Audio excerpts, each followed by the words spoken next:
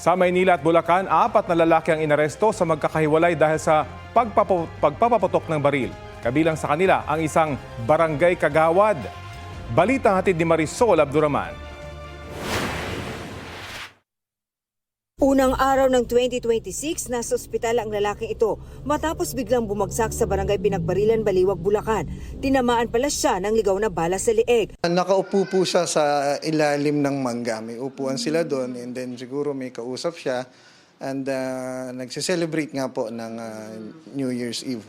Tapos all of a sudden, parang bigla na lang siyang bumagsak. Opo. Nang i-report sa Baliwag Pulis ang insidente, agad silang nagsagawa ng investigasyon at natunton ang posibleng pinanggalingan ng putok ng baril. Nang puntahan ang lugar, nagulat sila sa nakita. Napakadami pong basyo ng fired bullets ang natagpuan po natin sa harap ng bahay nila. Base sa investigasyon, galing sa isang 9mm at kalibre 22 na baril ang mga na-recover na basyo ng bala na di bababa sa 10.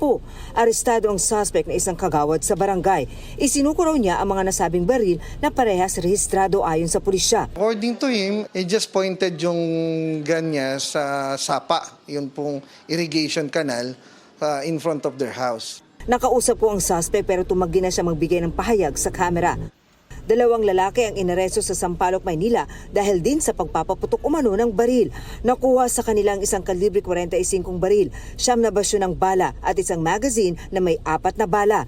Isang lalaki rin nagpaputok daw ng baril ang hinuli sa barangay 118 Tondo.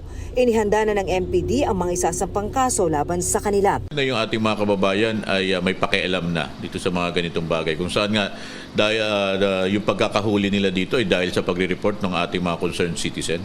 Sa Kalibo, Aklan, iniimbestigahan din ang tumamang ligaw na bala sa isang bahay habang sa pagsalubong ng bagong taon. Nabutas ang bubong sa pagtama ng bala at tumiretso sa sahig. Walang naitalang na sugatan. Patuloy ang investigasyon. Marisol Abduraman, nagbabalita para sa GMA Integrated News.